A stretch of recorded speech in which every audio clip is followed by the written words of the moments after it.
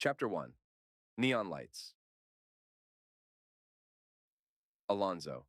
Arnaldo's eyes attentively watch Ariel dance against the sterling pole.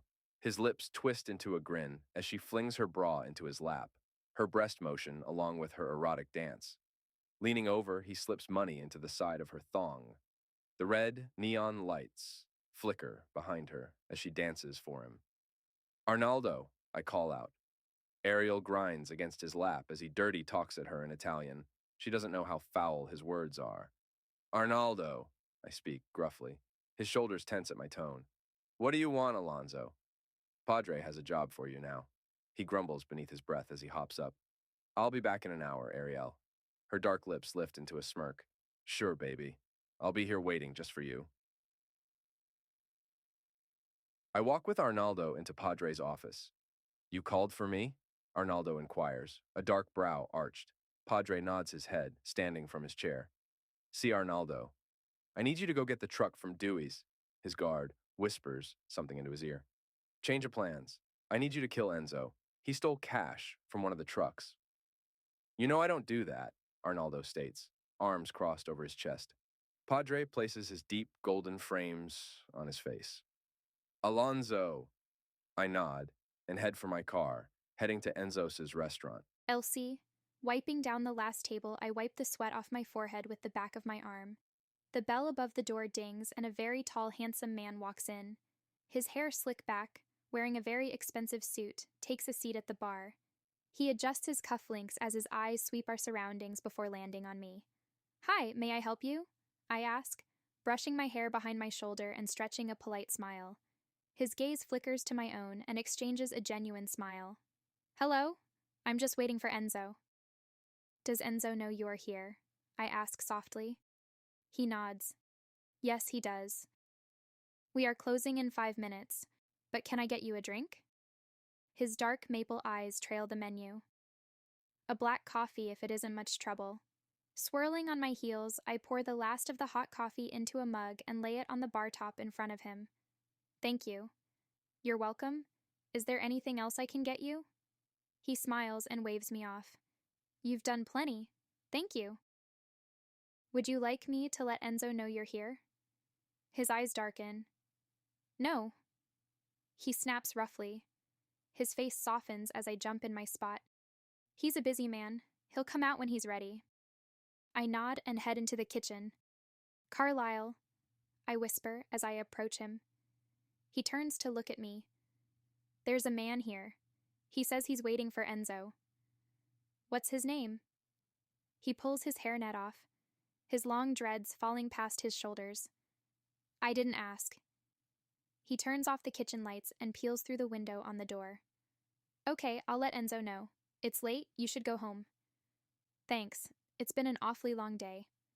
I sigh, remembering my landlord turned off my power. No matter how many hours I work, it just doesn't cut it. I'll be on the street before long. Rubbing my temples, I wrap my apron on the hook. Good night, Carlisle. Slipping my jacket on, I grab my car keys. Before heading home, I make a pit stop at Loretta's, a fancy and very expensive Italian food restaurant that I've never had the money to even step foot into. Opening the door, a very large man greets me. Hello. I spoke to a Mr. Moretti about a loan. The burly man nods and takes me to the back office. Mr. Moretti, a woman is here to see you about a loan. He tells the man at a stained red oak desk. He swirls his swivel chair around to meet me. Elsie Barlow? He asks in a thick Italian accent, pulling his golden glasses off. Yes. I nod. Ah. He stands to his feet. It's a pleasure to meet you, Ms. Barlow.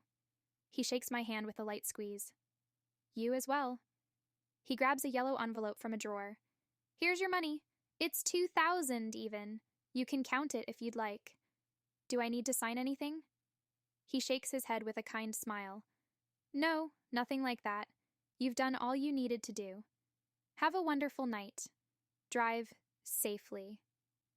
I stay silent for a moment before answering. Thank you very much, Mr. Moretti. Have a good night. The man from Enzo's restaurant walks through the door. His eyes instantly land on me, not breaking eye contact. I quickly head out of the restaurant and pull my car keys from my skirt pocket. As the wind picks up, I huddle into my jacket. I'm so not ready for winter. The snowstorms are brutal here in Lake Birch. I let out a gasp as a strong hand grasps my forearm, spinning me around and shoving me against my car door. His dark eyes stare into mine. What are you doing here? He stands much taller than me, like I'm David and he's Goliath. His muscular frame looms over me, intimidating and powerful. He closes the gap between our bodies, his chest against mine. My heart thumps inside my chest. I open my mouth to say something, but nothing comes out. Answer me. His grip tightened. A lump forms in my throat. He groans and starts cursing in Italian, or what sounds like cursing. I needed a Looan. I manage to speak out. Fuck. He curses and rubs his face. You made a terrible mistake. Fanculo, fanculo, fanculo. I close my eyes. Are you going to hurt me? No. He says deeply, taking a step back, his black eyes wandering to my legs. Go home. Make sure nobody is following you. I bob my head and shove myself into my car, hurrying to start it and leave. I make my way home safely and dart into my house, locking all the locks on my door. My blue heeler Poppy wags her tail as she licks my bare skin. Hey girl, I chirp, wrapping my arms around her body and leaving kisses on her face. She follows me into my room as I change into a warm long sweatshirt and ribbed leggings. Grabbing the lighter, I light the log in the fireplace and curl up under a warm blanket on the couch with Poppy.